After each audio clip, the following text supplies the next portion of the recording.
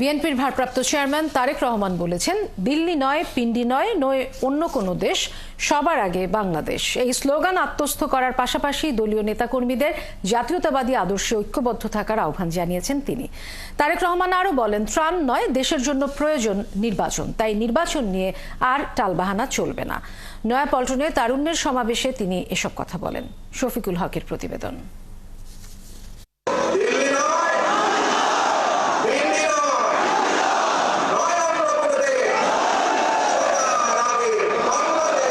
তারুণ্যের রাজনৈতিক অধিকার প্রতিষ্ঠার সমাবেশ।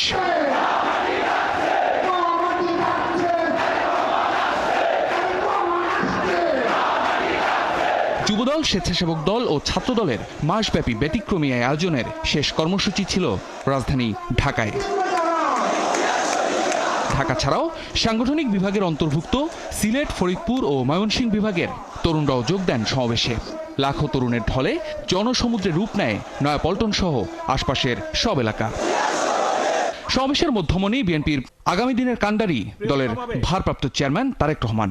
লন্ডন থেকে ভার্চুয়ালি যুক্ত হয়ে তরুণদের জানালেন, ভবিষ্যতে কেমন বাংলাদেশ চায় তার দল। জনগণের রায় বিএনপি রাষ্ট্র পরিচালনার দায়িত্ব পেলে সরকার গঠন করার প্রথম দিন থেকেই বিভিন্ন সেক্টর ভিত্তিক কর্মসংস্থান সৃষ্টির পরিকল্পনা বাস্তবায়ন হবে।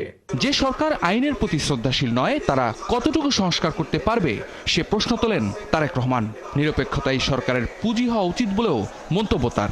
যারা আইনের প্রতি শ্রদ্ধা দেখায় না, যারা আদালতের নির্দেশকে অবজ্ঞা করে, তাদের কাছ থেকে আমরা কতটুকু সংস্কার আশা করতে পারি?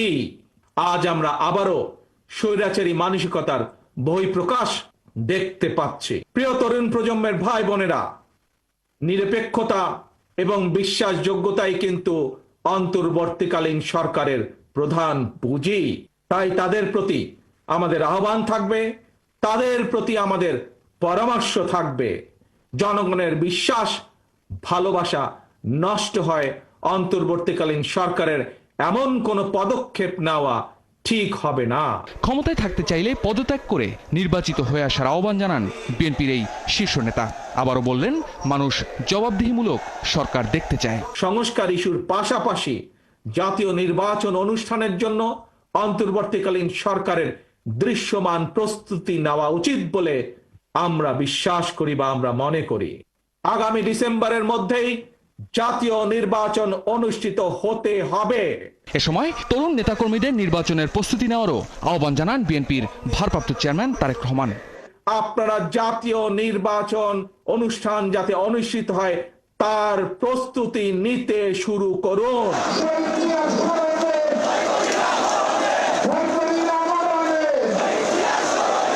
চট্টগ্রাম, খুলনা, বগুড়ার পর এবার ঢাকায় তারুণ্যের সমাবেশ। আগামীর বাংলাদেশ বিনির্মাণে তারুণ্যের অংশগ্রহণ আর মতামতকে যেমন গুরুত্ব দিল বিএনপি, তেমনি ভোটাধিকার নিশ্চিতে নির্বাচন চাইলেন বিএনপির শীর্ষ নেতা। কারণ সেই নির্বাচিত রাজনৈতিক সরকার হবে জবাবদিহিমূলক সরকার, যারা চাইলেই স্বৈরাচার হয়ে উঠতে পারবে না। শফিকুল হক, ৭১, ঢাকা।